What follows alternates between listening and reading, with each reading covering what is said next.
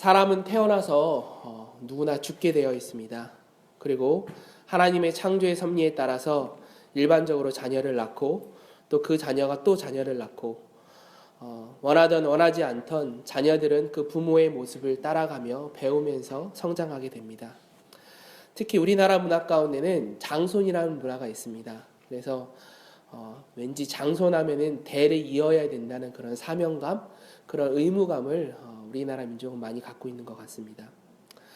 오늘 말씀에도 보면은 이런 자연스러운 장면이 등장하게 됩니다. 크게 세 가지 장면이 나오는데요. 첫 번째는 아브라함의 죽음에 대해서 언급하고 있습니다. 아브라함의 죽음에 대해서 7절에 보니까 향년 175세라 175세 때 아브라함이 죽고 이제 하늘나라에 가는 모습을 볼 수가 있습니다. 또 그 다음에 보면은 이삭과 리브가의 기도의 모습이 볼 수가 있습니다. 자녀를 원했지만 하나님께서 태음을 열어주지 않으셔서 무려 20년 동안 하나님 앞에 기도하는 이삭과 리브가의 모습을 볼 수가 있습니다. 그리고 마지막으로 야곱이 형 에서로부터 장자의 명분을 사는 그러한 장면을 볼 수가 있습니다. 사순절을 보내는 이 기간 하나님께서 아브라함으로 시작해서 이삭을 거쳐 야곱으로 넘어가는 이 과정 말씀을 준비하면서 저 역시 하나님의 은혜를 많이 깊이 묵상하고 깨달았습니다. 이 축복의 계승 역사가 쉽게 일어난 것이 아니라는 사실이죠. 그 속에는 수많은 시련이 있었고 수많은 과정들이 있었습니다. 하지만 그 과정 가운데 하나님의 축복이 담겨 있었다는 사실입니다. 모든 것이 하나님의 철저한 계획하심 가운데 이루어졌다는 사실이죠. 오늘 본문 말씀을 통해서 아브라함의 죽음의 의미, 그리고 기도의 역사하심, 그리고 축복의 계승을 통하여 하나님의 귀한 은혜를 나눌 수 있는 귀한 시간이 되기를 소망합니다. 첫 번째로 25장 1절에서 10절 사이에 보면은 아브라함의 죽음에 의한 부분을 우리가 볼 수가 있습니다. 25장 1절에 보면 이렇게 시작합니다. 우리 같이 한번 다시 읽을까요? 1절 말씀 같이 읽겠습니다. 시작. 아브라함이 후처를 맞이하였으니 그의 이름은 구두라라. 아멘. 아브라함이 후처를 맞이했어요. 사라가 죽고 나이가 충분히 있잖아요. 나이가 충분히 있는데도 불구하고 그 후처를 맞이해서 자녀를 6명이나 더 낳게 됩니다. 당시의 평균 수명이 한 180세에서 200세가 되었으니까 우리가 순간 이렇게 생각할 수 있을 거예요. 나이도 들을 만큼 들었는데 좀 금욕하면서 살지, 이렇게 생각할 수도 있을 거예요. 당시에 사라가 137세에 죽었으니까요. 언제 결혼했는지 나이가 정확하게 나오진 않았지만 이거보다는 늦은 나이, 그러니까 137세 이후에 결혼했다는 거예요. 그리고 후처를 맞이했습니다. 어찌 보면 자정 보기도 좀 민망할지 모르겠습니다. 그런데 우리가 좀 다르게 생각해야 될 부분은 뭐냐 하면은 우리가 오늘날 생각하는 이런 어떤 축복의 개념과 고대사회의 축복의 개념은 다릅니다. 고대사회에서는 하나님의 축복이 가시적인 걸로 드러나야 돼요. 다시 말하면 실질적으로 눈에 보여져야 된다는 거예요. 사람이 오래 살아야 되고 자녀가 많아야 되고 재산이 부유해야 됩니다. 오늘날 우리가 강조하는 어떤 내적인 아름다움, 내적인 풍요로움이 아니라 가시적으로 보이는 것이 하나님의 축복이라는 거예요. 그 외적인 축복을 통해서 하나님이 그의 삶을 축복하셨습니다. 이처럼 아브라함의 시대와 지금의 축복의 어떤 개념이 조금 다른 차이인 것을 우리는 알 수가 있습니다. 하나님은 말년에 이 아브라함을 축복하셔서 많은 아들들과 부를 얻게 하셨습니다. 그리고 그가 장수하게 하셨습니다. 근데 우리가 한번 생각해 볼 부분이 있죠. 아브라함이 이삭을 얻기 전에 그 후처를 통해서 한 아이를 얻었어요. 그 아이의 이름이 누구죠? 이스마엘입니다. 이스마엘. 그 이스마엘은 누구인가? 그도 하나님의 축복이 아닌가? 왜 하나님께서는 이스마엘을 통해서 축복의 통로를 쓰지 않으셨나? 잘 아시죠? 이스마엘을 인정하는 사람들이 이제 아랍 사람들이에요. 그러니까 무슬림 사람들은 아브라함의 첫 번째 서자였던 이스마엘이 자신의 조상이라고 이야기를 해요. 근데 우리 크리스찬들은 그것이 아니라 이스마엘이 아니라 아브라함의 믿음으로 난 아들 이삭을 통해서 그 줄기를 통해서 우리가 이삭의 후예라고 우리가 믿고 있잖아요. 그러니까 거기서 갈라지는 거예요. 기독교와 이슬람이 거기서 갈라지는 겁니다. 그러면 이 이스마엘은 어떻게 된 건가? 그런데 이스마엘은 하나님께서 주신 약속이 이루어지기 전에 난 아들이라는 사실이죠. 그 말은 뭐냐? 아브라함에게 이 이스마엘은 우상과 같은 존재였습니다. 수십 년이 지났는데 자녀가 생기지 않았잖아요. 그러니까 비록 자기의 본처 사라를 통해 낳은 아들은 아니지만 이 아들이 내 대를 이어갈 아들이라는 우상이 되어버렸다는 사실이죠. 그러나 오늘 본문에 등장하는 사라가 죽고 나서 얻은 그 구두라를 통해서 난 아들은 어때요? 이것은 선택의 문제가 아니었습니다. 이삭이냐 이 아들들이냐 문제가 아니라 이삭 위에 하나님께서 더불어 더 더해주시는 하나님의 축복의 은혜라는 것이죠. 하나님의 선물이었다는 뜻입니다. 이스마엘을 보낼 때 아무것도 주지 않고 아브라함이 보냈지만 오늘 본문에 보니까 5절 6절에 보니까 아브라함이 이삭에게 이르되 자기의 모든 소유를 주었고 자기의 서자들에게 재산을 주어 자기 생전에 그들로 하여금 자기 아들 이삭을 떠나 동방 곧 동쪽 땅으로 가게 하였더라. 그러니까 뭐예요?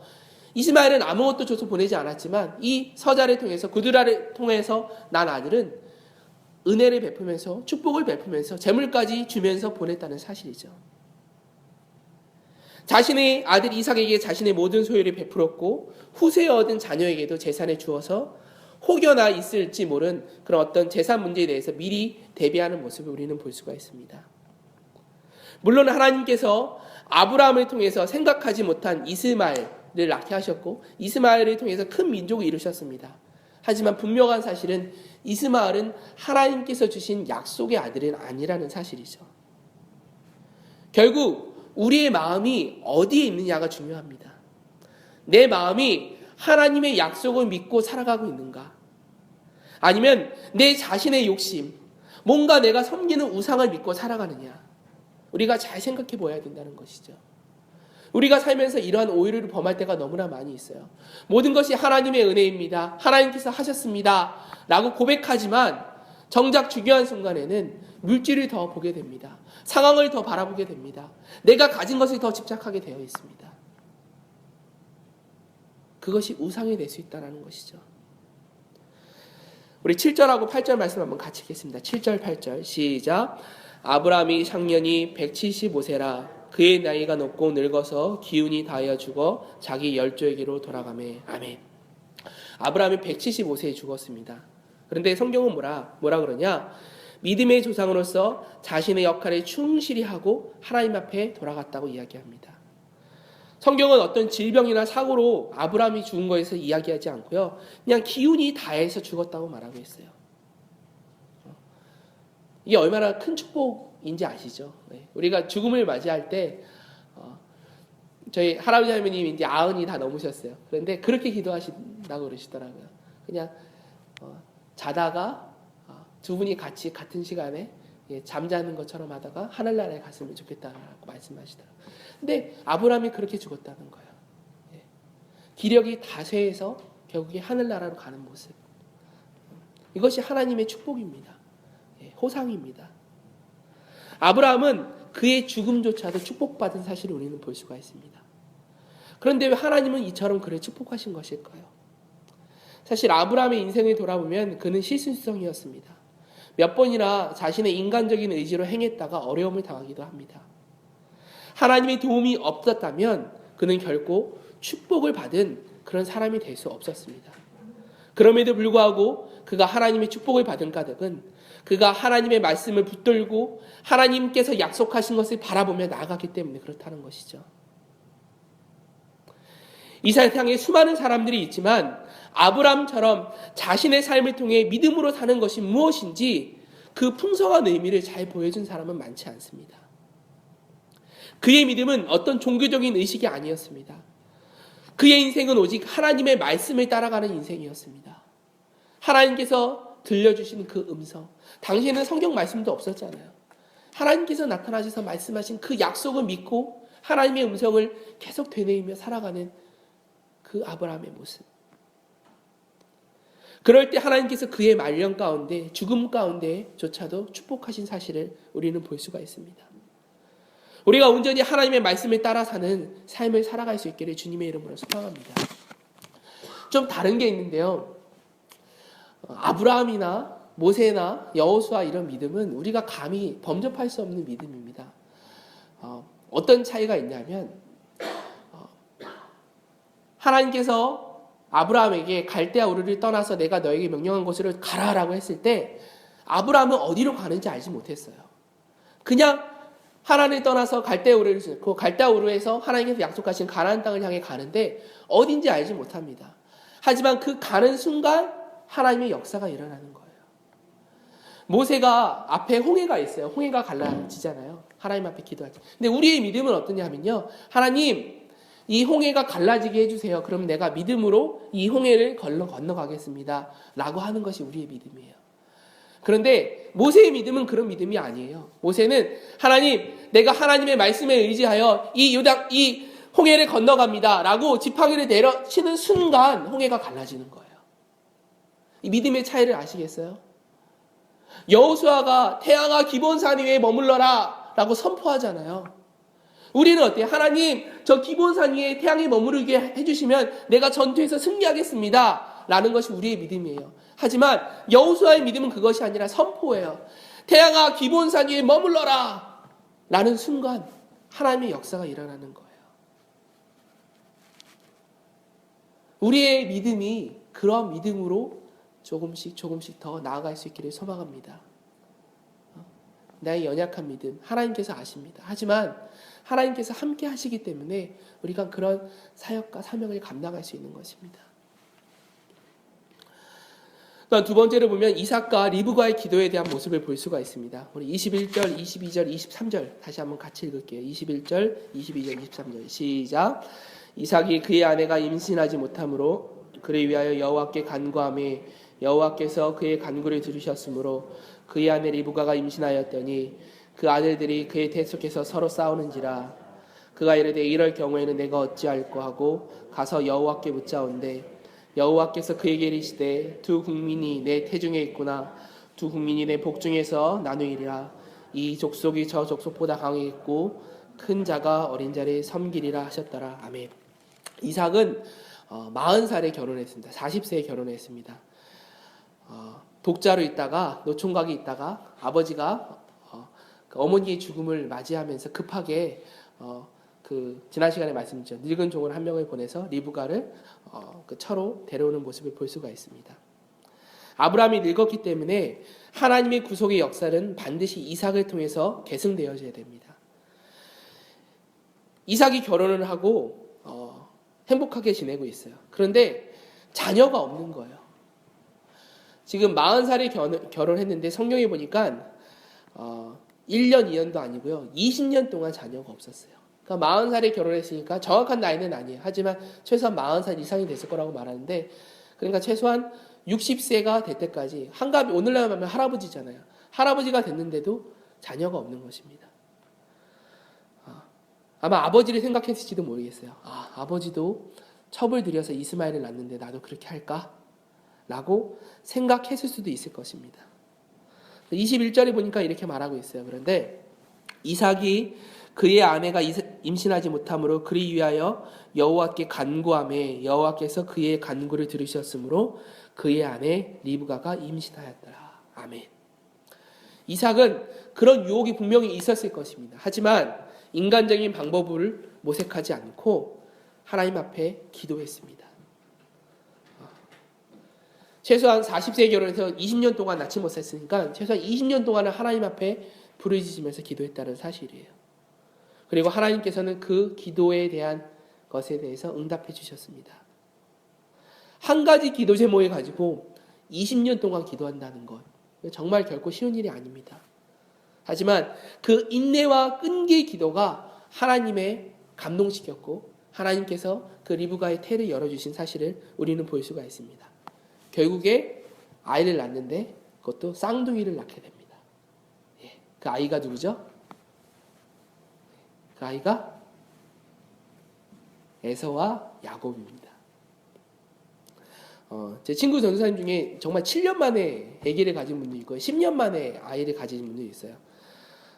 내색하진 않았지만 얼마나 마음고생이 심했겠습니까? 저랑 와이프를 연결해 주신 한 전도사님이 계신데 남편하고 나이 차가 좀 있으세요. 그런데 태어나서 생리를 거의 안 하셨대요. 결혼하면서도 의사가 아이를 못 낳는다라는 진단을 받고서 결혼을 하셨대요. 그런데 결혼하고 7년 만에 하나님께서 태문을 열어주셨어요. 기적이었어요. 우리 주위에 있는 전사님들이 다 정말 기적이라고 그랬어요. 아이가 건강하게 태어났습니다. 그리고 나서 3년 후에 또 둘째를 주셨어요. 그래서 둘째가 태어나서 3살이 됐습니다. 그리고 지난주에 들었는데 셋째를 가지셨대요. 예. 그 인간의 힘과 인간의 어떤 모습으로 생각할 수 없는 일입니다. 예. 얼마나 갖고 싶으셨겠어요, 자녀를. 그런데 생물학적으로 그걸 할 수 없다는 거 아는데도 불구하고 하나님 앞에 부르짖는 거예요. 기도하는 거예요. 태문을 열어주시는 것은 하나님께서 하시는 것입니다. 하나님께서 하시는 거예요. 하나님은 우리 믿는 자들의 기도를 들어주시는 분이십니다. 특히 가정 문제를 두고서 우리가 하나님 앞에 기도해야 됩니다. 자식이 없는 문제나 취직 문제나 부모와의 갈등에 대한 문제나 우리의 힘으로 해결할 수 없는 문제들 가운데 절망하지 않고 우리가 기도해야 된다는 사실이죠. 하루 이틀, 1년, 2년, 10년이 넘어도 그것을 하나님께서 이루어주시지 않았다면 우리는 지속적으로 기도해야 된다는 사실이죠. 이러한 믿음이 있을 때 하나님께서 그 믿음을 보시고 우리의 기도에 응답해 주십니다. 하나님께서 분명히 응답해 주세요. 예. 3가지인데 바로 응답해 주시는 경우가 있고요. 좀 긴 시간을 갖고 응답해 주시는 경우가 있고요. 응답하지 않으시는 경우가 있어요. 그것도 응답이에요. 무응답. 예. 하지만 하나님께서는 분명히 우리의 상황과 처지를 아시고 응답해 주십니다. 대학원 시절에 르완다에서 12년 동안 선교 생활을 하다가 잠깐 안신령 때문에 들어오신 선교사님을 본 적이 있습니다. 그런데 12년 동안 사역을 하셨는데 12년 동안 예수님을 믿고 회심해서 영접한 사람이 한 명이더래요. 한 명이 돌아왔대요. 끊임없이 사람의 찬소리를 당합니다. 하지만 실망하지 않으십니다. 왜? 하나님 그 한 명을 하나님께서 만나게 하시고 변화시키시기 위해서 저를 그 땅에 보내신 거군요. 라는 믿음의 고백이 있으시더라고요. 이 한 사람을 세우기 위해 하나님께서 나를 사용하셨구나. 라는 고백의 간증을 들은 적이 있습니다.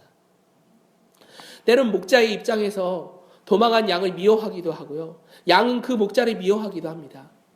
그러나 이때야말로 마음의 불신을 물리치고 기도에 힘써야 할 때입니다. 하나님께서 이삭에게 긴 생활 동안 훈련시켜 주신 것은 이삭을 미워하시기 때문에 그런 것이 아닙니다.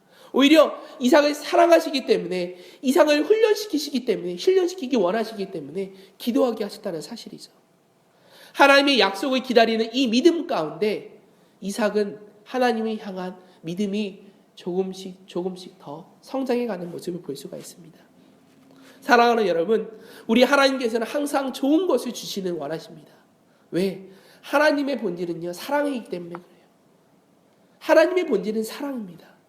우리가 수요예배 시간에 사사기의 말씀을 우리가 같이 나누고 있는데 수없이 사람들이 반복하고 여러 이방 민족을 통해서 다시 이스라엘 백성이 공격받게 하시는데 공격받게 하시는 이유가 뭐예요? 하나님의 사랑이라는 것이죠. 세컨드 찬스. 다시 한번 기회를 주시는 하나님의 그 사랑. 어떤 상황 속에서 하나님의 사랑을 의심하지 않고 줄기차게 기도해야 된다는 것이죠. 낭망하지 않고 끈질기게 기도해야 된다는 것이죠. 그러면 분명히 하나님의 때에 하나님의 방법으로 하나님께서 우리의 기도를 들어주실 줄로 믿습니다. 아멘. 우리 25장 22절 23절 같이 한번 다시 읽을게요. 25장 22절 23절 시작. 그 아들들이 그의 대 속에서 서로 싸우는지라 그가 이르되 이럴 경우에는 내가 어찌할꼬 하고 가서 여호와께 묻자온대 여호와께서 그에게 이르시되 두 국민이 내 태중에 있구나 두 민족이 내 복중에서부터 나누이라 이 족속이 저 족속보다 강해있고 큰 자가 어린 자를 섬기리라 하셨더라. 아멘. 리브가는 하나님의 은혜로 쌍둥이를 잉태하게 되었습니다. 그런데 이 쌍둥이를 잉태했는데 아이들이 그 태중에서 막 싸우는 거예요.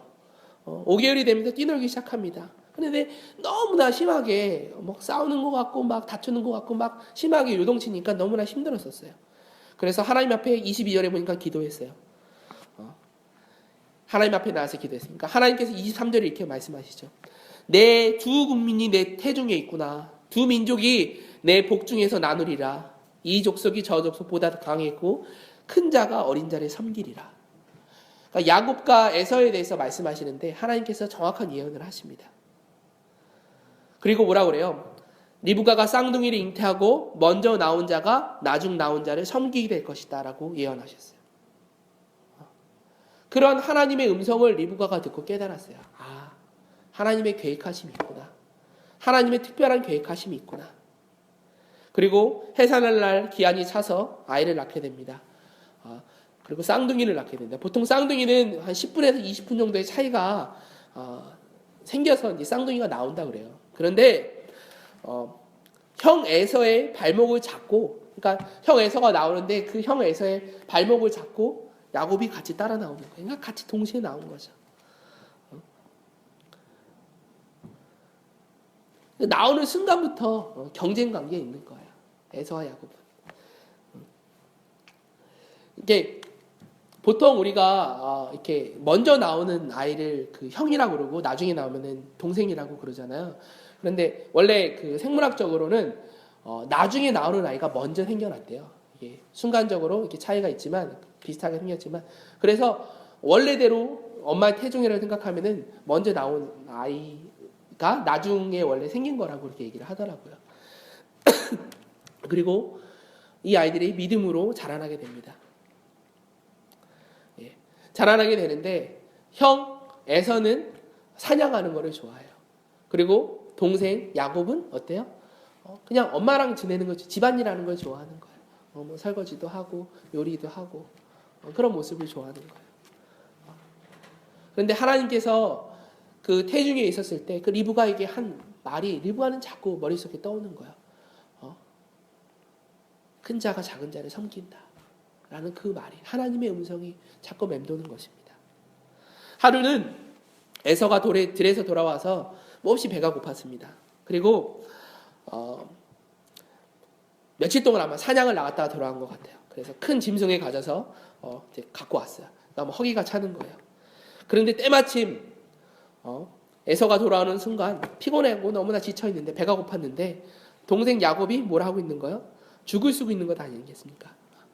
붉은 죽, 팥죽이라고 보통 얘기하는데 자기가 더 좋아하는 그 팥죽이었어요.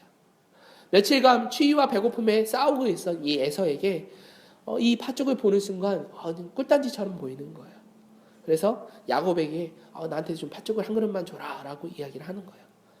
근데 그 순간 야곱은 그 찬스를 놓치지 않고 뭐라 그래요? 형, 내가 그거 줄게요. 하지만 형이 가지고 있는 장자권을 나한테 주십시오. 그 순간 에서는 깨닫지 못했습니다. 야곱이 지금 한 이 말이 무엇인지 에서는 깨닫지 못했습니다. 지금 그게 뭐가 문제예요? 배가 고픈데 빨리 얻어먹어요. 그래. 네가 가져가. 우리 31절에서 33절 말씀 한번 읽을게요. 31절에서 33절 말씀 같이 읽겠습니다. 시작. 야곱이 에서의 형의 장자의 명분을 오늘 내게 팔라. 에서가 이르되 내가 죽게 되었으니 이 장자의 명분이 내게 무엇이 유익하리요? 야곱이 이르되 오늘 내게 맹세하라. 에서가 맹세하고 장자의 명분을 야곱에게 판지라. 아멘. 야곱은 에서에게 장자권을 팔아 팥죽을 살 것을 권했습니다. 이에 에서의 답이 어땠습니까? 32절에 보니까 에서가 이르되 내가 죽게 되었으니 장자의 명령이 내게 무엇이 유익하리요? 현재의 배고픔으로 말미암아 장자권을 야곱에게 팔아넘기는 그런 일이 벌어지고, 심지어 야곱에게 맹세까지 합니다.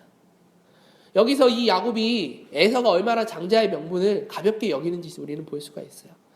그가 하나님의 축복을 얼마나 우습게 여기는지를 우리는 볼 수가 있습니다. 할아버지 아브라함이 이방인의 삶을 살면서 어렵지만 하나님의 말씀대로 살고자 그토록 투쟁하면서 얻었던 그 축복, 아버지 이삭이 그의 생명을 드림으로 순종으로 나아갔던 그 축복, 그 축복권을, 장자권을 팥죽 한 그릇에 팔아버리게 된다는 것이죠. 그는 이로써 영원한 기업을 잃어버리게 됩니다. 히브리서 12장 16절에 히브리서 기자는 이렇게 말합니다. 음행하는 자와 혹 한 그릇 음식을 위하여 장자의 명분에 판 에사와 같이 망령된 자가 없도록 살피라. 성경은 말하고 있어요. 다시 한번 보세요. 음행하는 자와 혹 한 그릇 음식을 위하여 장자의 명분에 판 에사와 같이 망령된 자가 없도록 살피라 라고 성경은 말하고 있어요. 에사와 같이 영적인 축복을 가볍게 여기는 사람이 되어서는 우리는 안 되겠습니다. 반면에 야곱은 어땠습니까? 형을 속여서라도 장자권을 차지하는 모습을 볼 수가 있어요. 야곱의 행동이 잘했다는 것이 아니에요. 그는 잘못했어요. 형을 속이는 행동은 분명히 잘못된 행동입니다. 그는 사기꾼이고 장사꾼입니다. 결국에 그가 그 잘못된 행동 때문에 어떻게 됩니까? 나중에 삼촌 라반의 집에 가서 7년, 14년 동안 고생을 당하게 되잖아요. 계속 쫓기는 삶을 살아가게 됩니다. 그 행동에 했던 것이 잘했다는 것이 아니에요. 하지만 분명한 것은 뭐냐? 야곱은 하나님께서 주시는 그 장자권 축복권을 귀하게 생각했다는 사실이고요. 형 에서는 그것을 가볍게 여겼다는 사실입니다. 결국 하나님의 축복은 교활한 야곱이 받게 됩니다. 우리는 결국 하나님의 축복을 귀하게 여기고 쟁취하는 자에게 하나님의 은혜가 돌아감을 우리는 볼 수가 있습니다. 성경은 분명히 말씀하세요. 예수님도 이렇게 말씀하시잖아요. 천국은 침노하는 자의 것이다. 하나님의 은혜 가운데 쟁취하는 사람의 것이라는 거예요. 우리가 하나님의 축복을 사모함으로 쟁취하는 자가 되어야 됐습니다. 기왕이면은 우리가 믿음 생활하고 신앙 생활 하잖아요. 그러면 조금 더 하나님 앞에 이쁨 받는 사람이 되면 얼마나 좋겠습니까? 하나님 앞에 기왕 똑같은 세상을 살아가는데 이 세상 가운데 하나님께 더 인정받고 쓰임받는 사람이 되면 얼마나 더 좋겠습니까? 주님을 알지 못하는 그 한 생명을 위해서 하나님께서 나를 사용하시면 얼마나 좋겠습니까? 물론 우리는 다 천국에 가요. 여러분, 우리가 예수님을 믿고 우리는 다 구원받은 사람들이에요. 우리 분명히 다 천국에 갑니다. 하지만 천국에 가지만 어떻게 우리처럼 이렇게 편하게 신앙생활하는 모습과 저 아프리카 오지에서 남미 오지에서 목숨 걸고 선교하는 분하고 어떻게 하늘에 주시는 상급이 같을 수 있겠습니까? 다 천국엔 가지만 하늘의 상급은 다르다는 거예요.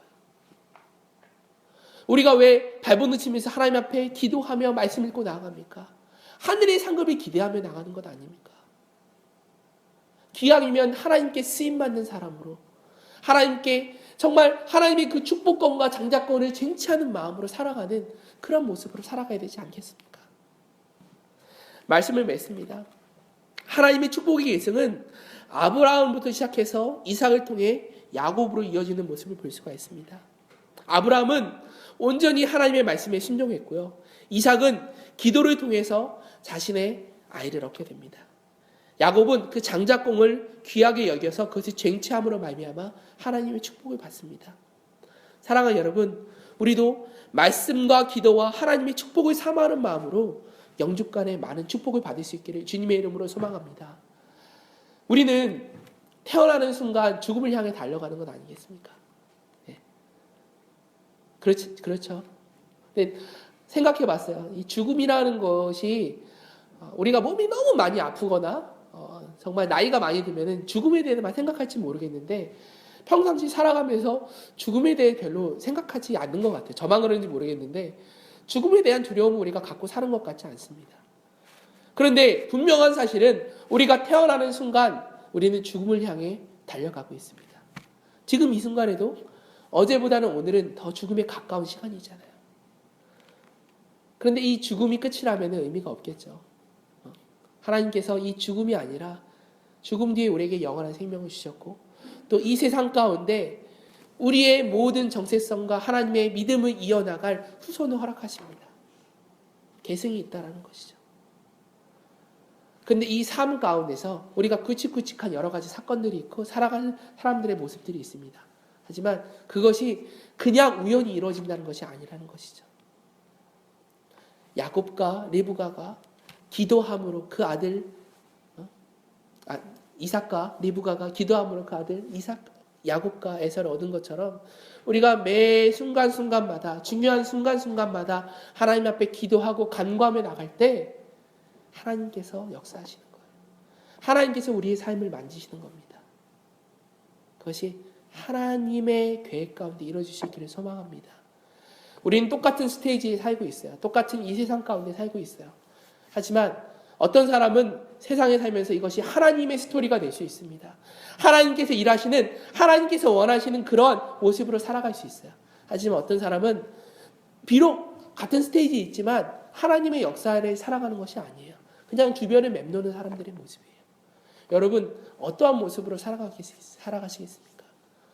기왕이면은 그 스테이지에서 주연은 아니더라도 조연 아니 때로는 기약에 쓰임받는 엑스트라처럼 하나님의 일에 쓰임받는 사람이 되고 싶지 않으십니까?